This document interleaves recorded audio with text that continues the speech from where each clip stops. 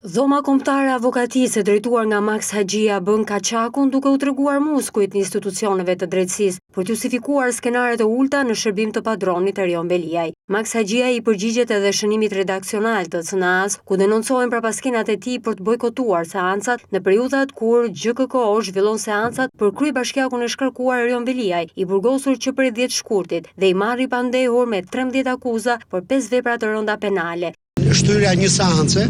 nuk do të thotë se i rëndohet pozita e tyre. Edhe pse ka abuzime dhe nga media që pretendohet që shtyrja e seanca, ky vendim është për të shtyrë seanca, shtyhet seanca që është absurditet të mendosh që po shtym 5 ditë ose 10 ditë, edhe u fitua çështja ose u pengua gjykimi ose hetimi një çështje. Qëllimi jon nuk është për të vënë para përgjegjësisë. Qëllimi madhor them i dhomës, një gjyqtar, një prokuror apo një oficer policisë gjyqësore, por nëpërmjet rastit ti kujtojmë, ti detyrojmë të zbatojnë ligjit në marrëdhëniet me palët në proces. Lidhur me oficerin e policisë gjyqësore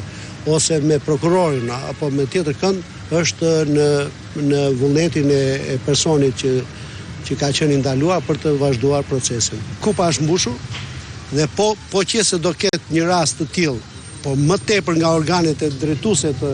të sistemit të gjyqësor, po ju garantoj që do abandonohen të gjitha proceset dhe jo për një kohë, jo për një ditë, jo për një javë, po për muaj. Në prononcimin për mediat, kryetari i dhomës kombëtare të avokatisë akuzoi Inspektoriatin e Lartë të Drejtësisë, Këshillin e Lartë Gjyqësor dhe Këshillin e Lartë të Prokurorisë për neglizhencë, duke u justifikuar se sjellja me avokatin arrestuar në sallën e gjyqit e kishte detyruar të merrte vendimin e bojkotit të seancave e duke kërcënuar si shërbëtor i dikujt se do të bllokonte edhe për muaj të tërë gjykatat nëse nuk do të kishte reflektim.